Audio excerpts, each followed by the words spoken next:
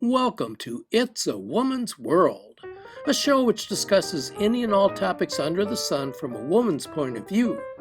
Our program believes that women should be treated with respect at all times and in all places.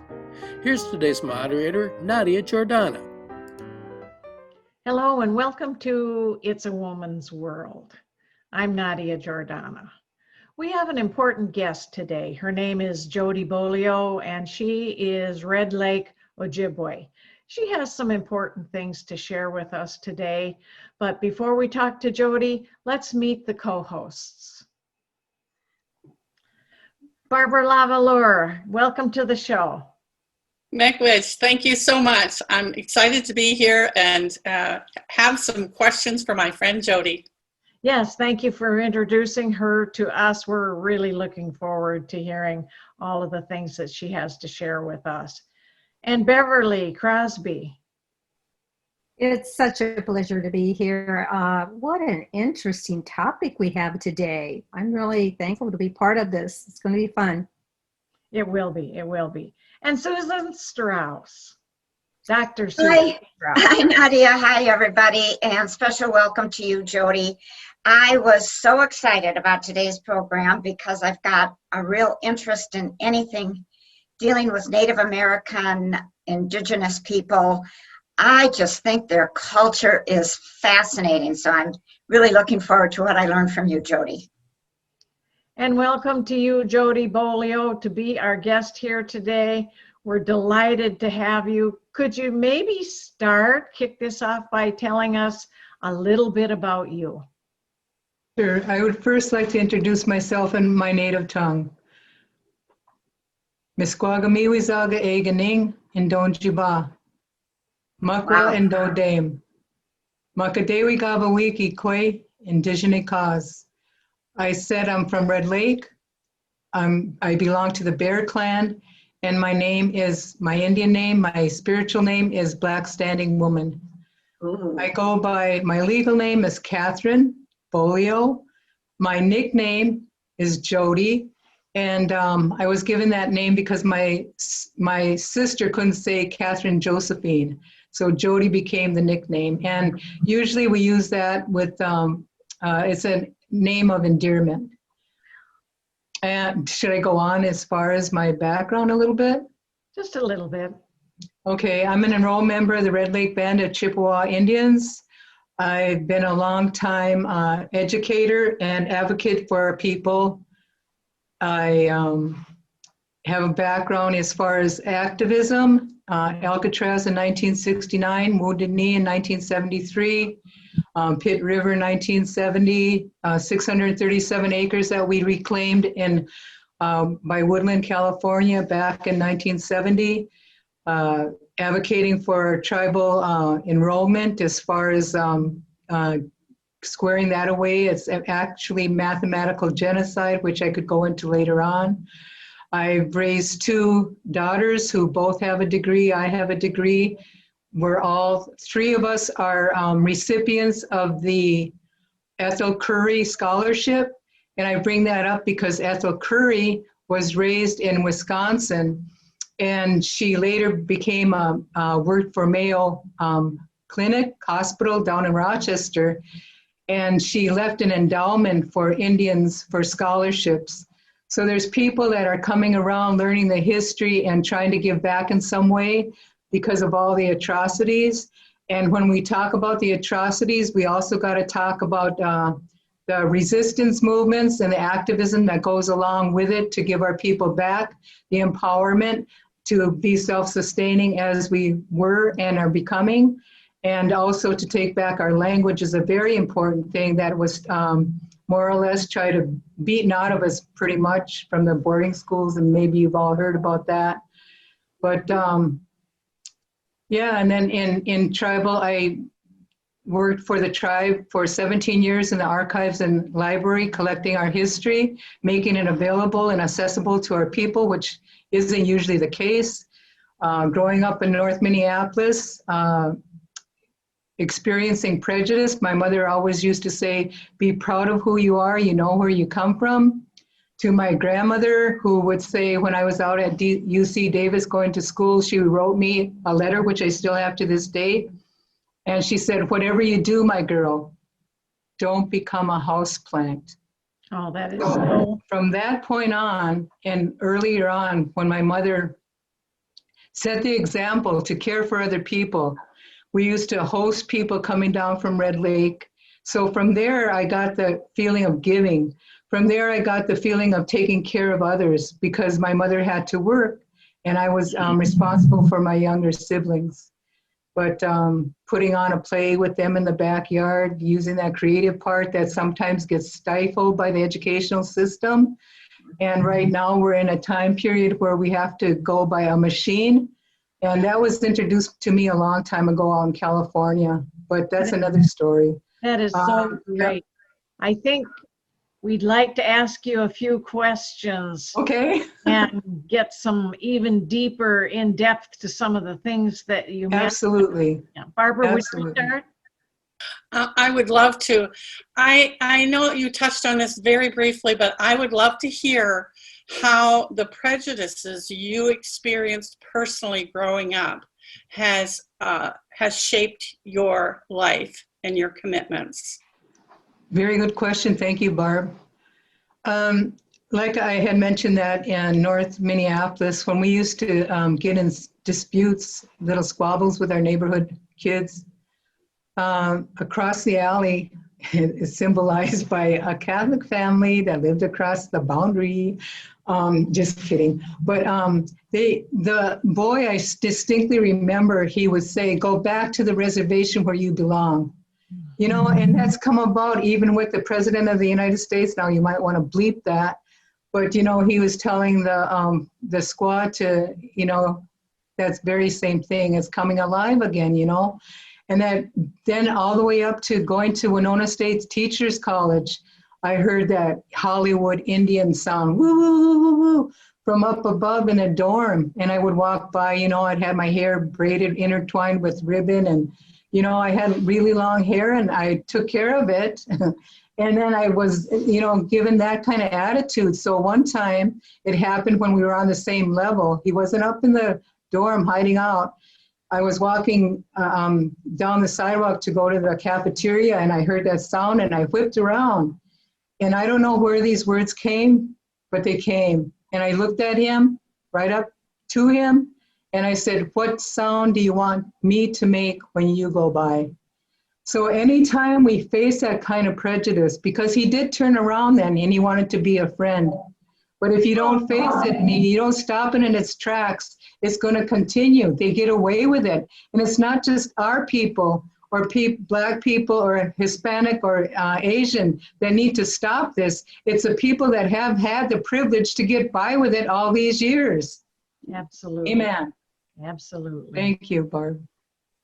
But my mother, like my mother said, be proud of who you are. You know where you come from and you know who you are. And we've always known that. And those words alone carried me through my life from my mother. First of all, I thought your retort to him was spot on. Did he have any response back to you? The two guys standing beside him said, give him hell. And his face turned all kinds of shades of red. I embarrassed him. Good. I shook it out of him. What I was wondering about is, I love your language.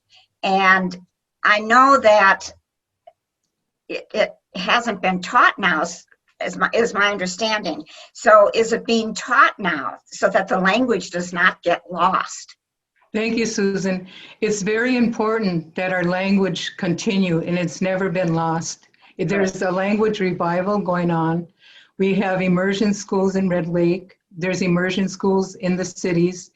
And it's because that's our way, direct connection with our spiritual, our creator and the land.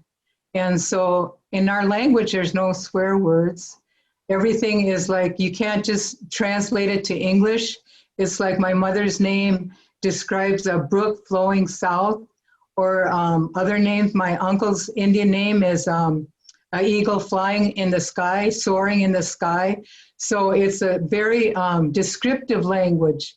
And because I didn't start out learning the language, it's like a whole nother thought process to be able to, think in Ojibwe, but I've been taught how to be and live Ojibwe.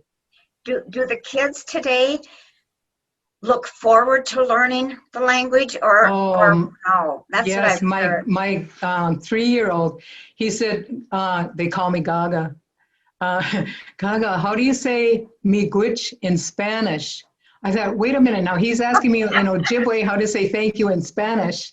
So, and I know that animals, if you use Ojibwe, that's our language, Ojibwe Moen, if you use it with animals, animals respond better than in English. I've seen that, I've witnessed it, it's just it's a live language. It's a living, sacred language. What do you mean they respond better? I think they listen. Like I say, if I say Ambe Oma, come here, they'll come. But if I say Ambe, come here, it's not like the same sound. Yeah. It's not the same sound. It's a sacred, it's a spiritual language. I love it. I love listening to it. Thank you. I love it too. Yeah. Jody, could you talk a little bit about the U.S. Holocaust? I've heard references to that. What is that really all about? Thank you, Nadia.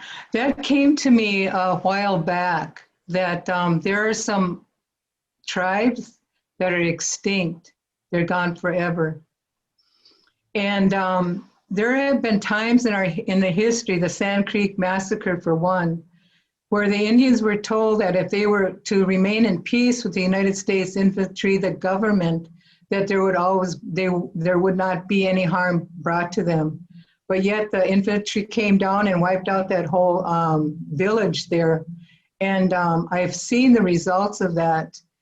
And so the Holocaust here, I guess you would say in America, in terms of genocide, was a success, because there's tribes that are extinct, gone forever. Yes. Does that tie into I think you called it mathematical genocide as well, or is that something different? That's different. Indians are the only people in the world that have to prove who we are through a blood quantum. No. Prove it to whom? To our own tribal governments. And our own tribal governments have the sovereignty to determine who their membership is. And we can change that, and we have changed that. Now with our tribe, it's going descendancy. It used to be you had to be at least a quarter Red Lake blood. Red Lake blood, not all Ojibwe blood, but just Red Lake alone, to be enrolled member of the Red Lake Band, to get able to live on the land, to get the benefits that were supposed to come through treaties, which never did, scholarship money, health. And that's another thing. We're supposed to have universal health care. Red Lake alone gave up 14.5 million acres of land in exchange for health, education, and other benefits. Now, other benefits at the time probably were like a blacksmith. Other benefits today we need to redefine in today's terms, if they would ever honor the treaties, to say that every home has to be internet connected, because that's a new way of education.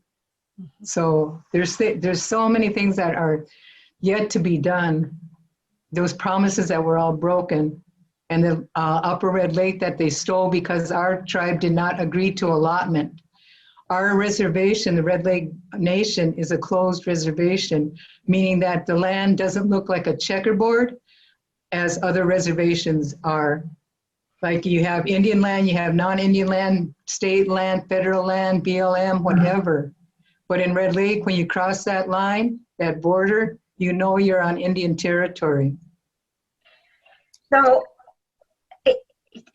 have you formed a task force, if you will, to put pressure on the government to give you what you legally deserve? Yeah, I wouldn't, there's a National Congress of American Indian That's like a lobbying group out in, well, a group to force the legislation that we have. There's a Senate Select Committee on Indian Affairs within the United States government.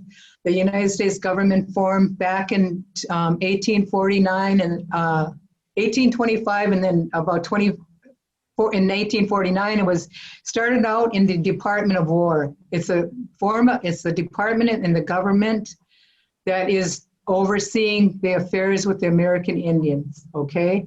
So 25 years after it was formed in the Department of War, meaning, do you get that? See what the view of our people was. Yeah. And then they transferred it to the Department of Interior. Now check into that. How on earth can a department that deals with people, human beings' lives, be put into a department that is Bureau of Land Management, you know, and different things to do with the land and not people, humans. So the Bureau of Indian Affairs has my uncle used to refer to it as the first sign of, how did he put that? First sign of corruption, criminal activity within the reservation. Was that Roger? Was that Roger Jourdain? Yes, thank you, Barb. He was a long-term chairman for Red Lake Reservation, and Walter Mondale, or it might have been Hubert Humphrey, one of the two, said that if you do anything in any country, you have to consult with the chairman, Roger. He started our passports to Red Lake, that passports required, which is no longer the case. But now we have border patrols because of COVID, and people can't come onto the reservation unless they're tribal members or they're working there.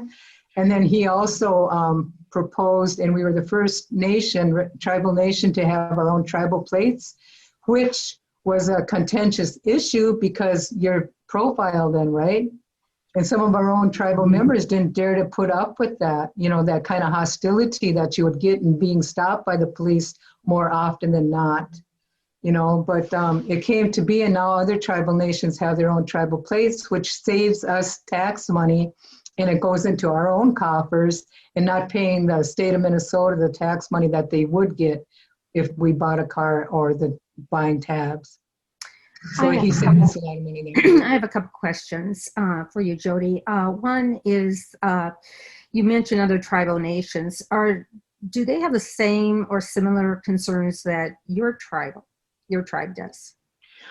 Pretty much, it's universal. Our cares are in, you know, our health care is like on a ventilator, and our education monies have never been there as promised. And yeah, it's the same concerns pretty much, and the same struggle. You know, my heart goes out to the Navajo Nation. You know, they've been under the Peabody's company ruining their resources for years, and it still hasn't come to pass. And they're still not having running water in their land. So I'm appalled. I'm appalled. I'm just appalled. What can be done? What can be done? It starts with each individual person learning first the truth, then standing up for the truth, then speaking out about the truth. It's happening now with BLM. Yeah. People are learning, people are seeing, people cannot no longer hide under the guise of prejudice, under the racist system, the ethnocentric system that has been dominating everybody for too long. So that's what can be done. We all have to join together, as was happening in Standing Rock, over the pipeline going through their land, and the pipeline that has trespassed on Red Lake land, on ceded land. So it's not just the Indians' problem. It's America's problem. They always say, oh, well, the Indian problem. No, no, no, no. We didn't cause the problem. So I think Beverly had another question. I did. Thank you, Barbara. And I've kind of changed course here a little bit. I was going to ask you why you were, you know, what inspired you to become such an advocate. And basically, it's become your whole career, your whole life, it seems. So maybe, yeah, tell us that. I mean, you talked about how, you know, your mother said that, you know, led you to believe that you were very important and that you had a voice as well. But what really inspired you, or who really inspired you to become such a advocate for so many? I think the turning point was my mother's words, of course, was a seed. And then when I went out to California and I crossed over that 5-mile trip to Alcatraz on November 20th, 1969. And then I seen where even though I was amongst 88 other Indians, I did not feel I was amongst strangers. And I learned from that point on our history. And I read Bury My Heart at Wounded Knee. And I felt it in my blood. And I, from that point on, it was like a reawakening. This can't be. So I had to shed layers like an onion of hate and despite and ill will toward other people, saying all those 60 kind of derogatory words, redneck, honky, and all those kind of terms. I had to get there to that point of being able to shed and going back to the peace that our people have always professed.